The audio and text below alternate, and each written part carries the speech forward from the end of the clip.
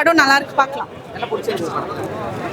படத்துல ஒரு சின்ன பேரண்டிங் கான்செப்ட் ஒன்று சொல்லியிருப்பாங்க. லைக் ஒரு குழந்தைக்கு ரொம்ப இமோஷனல் சப்போர்ட் தேவை, பேரண்ட்ஸ் எல்லாம் வந்து இந்த சோஷியல் மீடியான்னு போயிடக்கூடாதுன்னு அந்த கான்செப்ட் நல்லா இருந்துச்சு. மியூசிக் ரொம்ப சூப்பராக இருந்துச்சு.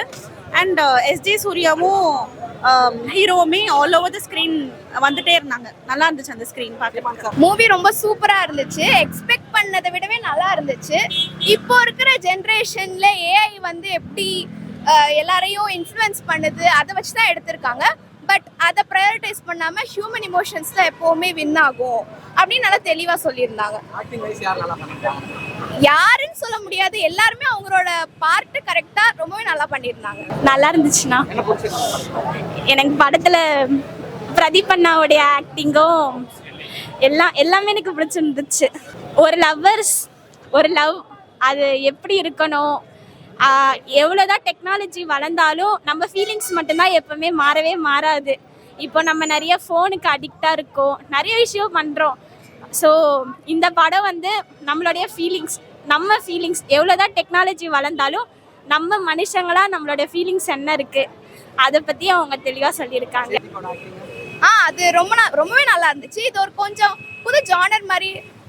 ஃபுல்லாக அவர் லவ்க்காக என்னென்ன பண்ணுறாரு அது நல்லா தெளிவாக சொல்லியிருக்காரு. அவரு லைக் டோட்டல் எக்ஸ்பெக்டே பண்ணல அவர் வருவார்னு. பட் செமையா இருந்துச்சு. அவரோட ஆக்டிங்குமே ரொம்பவே நல்லா இருந்துச்சு. மெசேஜ் அதுதான், என்னதான் எல்லாம் புது புது டெக்னாலஜி வந்தாலும் ஹியூமன் இமோஷன்ஸ் வந்து எப்பவுமே சேமா தான் இருக்கும். அது எதுவுமே லைக் ப்ரிடிக்ட் பண்ணி சொல்ல முடியாது அப்படிங்கிறத சொல்லிடலாம். ஒரு அப்பாவா இப்போ நம்ம அப்பாலாம் எப்படி இருப்பாங்க, ஒரு என்ன சொல்றது, ஒரு ரொம்ப ரெஸ்பெக்ட்ஃபுல்லா அந்த மாதிரி நல்லா இருந்துச்சு. சீமானும் நல்லா பண்ணிருக்காங்க. அவங்க அம்மாவும் நினைச்சிருந்தாங்க, அவங்க ரொம்ப நாளுக்கு அப்புறம் நடிக்கிறாங்க. நல்லா தான் இருக்கு.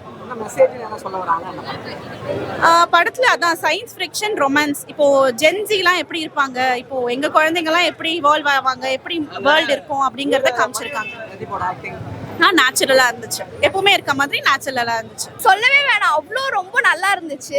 அதுவும் அந்த சாங், அவர் பழைய சாங் வந்து அந்த மூவிக்காகவே பண்ண மாதிரியே இருந்துச்சு. அண்ணா ஒரு நடிப்பாரான்னு சொல்லிட்டு நாங்கள் எக்ஸ்பெக்டே பண்ணவே இல்லை.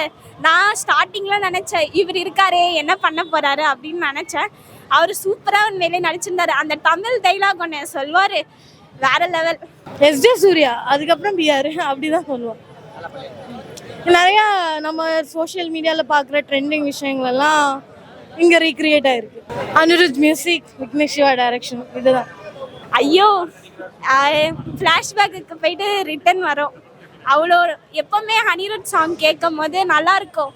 பட் ஆனால் ஸ்பெஷலாக அந்த சாங் கேட்கும் போது மனசுக்கு ரொம்ப ஹாப்பியாக இருந்துச்சு. சூப்பராக பண்ணியிருக்காரு. எப்போவுமே ஒரு மனுஷன் வந்து கீழேருந்து வரும்போது ஸ்டெப் பை ஸ்டெப்பாக இம்ப்ரூவ் பண்ணிப்பான்.